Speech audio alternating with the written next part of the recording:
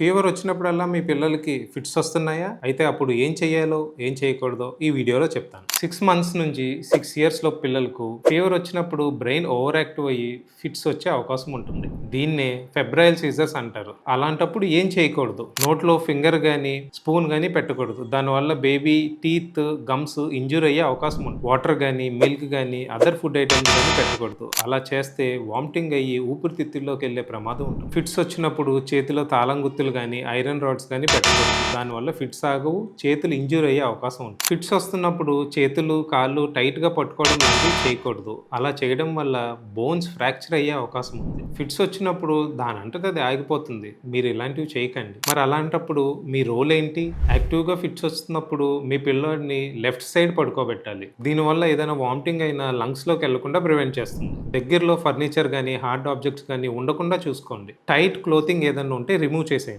And most important, fits వచ్చినప్పుడు ఎంతసేపు వస్తుందన్న డ్యూరేషన్ టైం రికార్డ్ చేయండి. అలానే వీడియో కూడా రికార్డ్ చేయండి. మీ డాక్టర్కి చూపించవచ్చు.